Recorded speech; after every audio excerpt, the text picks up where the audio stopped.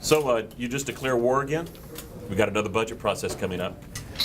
Well, we'll see what happens in the particular battles in Washington. What I think is critical is our elected officials need to focus on the priorities of Texans, the priorities of the American people.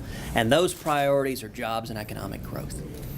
What the Obama agenda is doing is it's hurting millions of people across this country. It is hurting those who are struggling.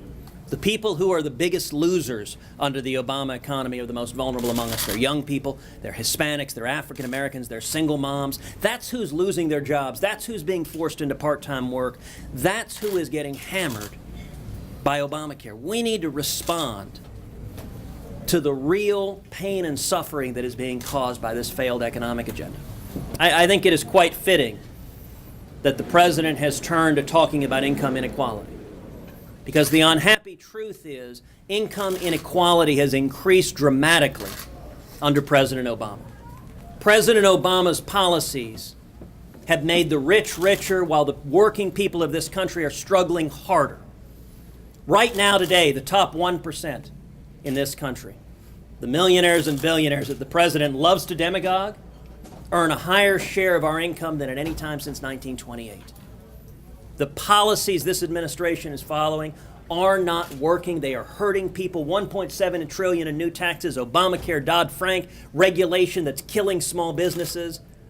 It's hurting people all across this country. And I think our elected officials in both parties need to listen to the people and work together to bring back economic growth and jobs. So are you suggesting we should raise taxes on the top earners?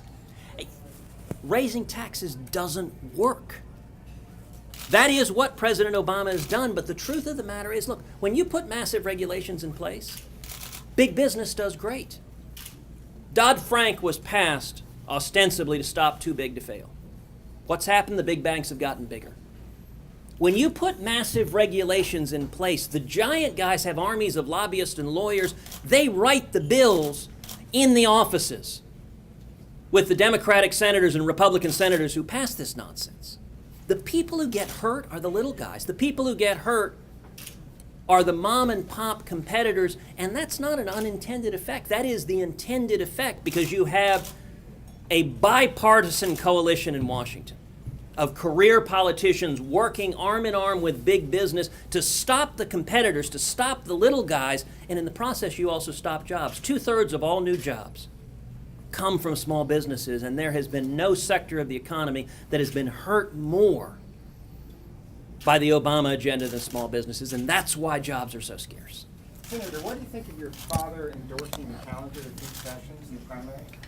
Well, I love my dad. My father is his own man, and he will express his own views. I have said many, many times that in all likelihood, I will stay out of all incumbent primaries. I'm going to leave it to the grassroots voters in Texas and nationally to make decisions in incumbent Republican primaries.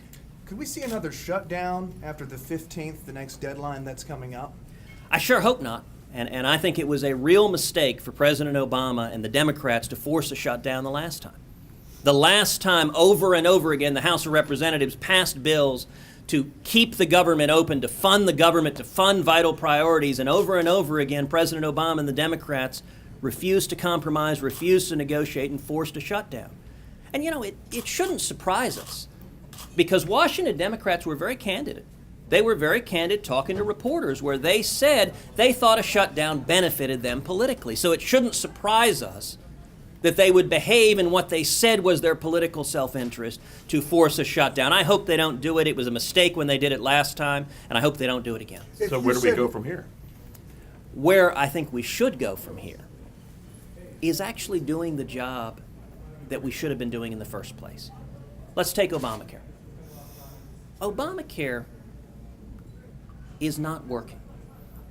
3.5 years ago when we were debating Obamacare, perhaps reasonable minds could have differed. Perhaps reasonable minds, some might have believed maybe Obamacare might work. Today, nobody's arguing that. You can't look at the disaster that is Obamacare and make the argument that it's working. It's the biggest job killer in this country. Millions of Americans have lost their jobs. They've been forced into part-time work. Over 5 million Americans have lost their health insurance because of Obamacare. And premiums are skyrocketing. Young people in particular Obamacare is a disaster for young people. Many young people are seeing their premiums go up 100%, 200%.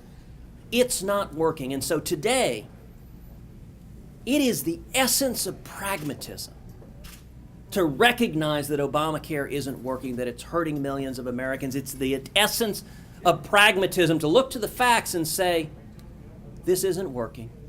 Let's start over. That's what I hope we'll see both Republicans and Democrats do in Washington. Senators, Last some question. Republicans are discussing alternatives for adjusting Obamacare rather than repealing it completely. Do you have any solution for the free rider problem with healthcare? I believe we should repeal every single word of Obamacare because Obamacare isn't working. And then I think we need serious health care reform. But the health care reform should proceed from very different premises than Obamacare does. Health care reform should proceed from the premise that we're going to empower consumers and patients and expand competition and make sure your health care decisions for you and your family are made between you and your doctor without government bureaucrats getting between you and your doctor. Now, what does that mean? It means we should reform the federal law to make health insurance policies portable, personal, affordable, and allow competition across state lines so we have a national marketplace. If you want to expand access, the single biggest barrier to access is cost. If you want to expand access, you want to drive costs down. How do you drive costs down? You expand the choices, you expand competition. Obamacare reduces choices and drives cost up. That reduces access. It's why over 5 million people have lost their health insurance, because Obamacare makes their health insurance policies illegal. It reduces choices. If you want to expand access, and I want to expand access, I want as many Texans, as many Americans as humanly possible to have access to good health insurance. The way you do so is reforming our health insurance laws to make policies personal, portable, and affordable. And I think we need to focus on that rather than what Washington is doing now, which is partisan battles that are not serving the interests of the American people. Senator, Should you defund Thank you. called God for bless all you.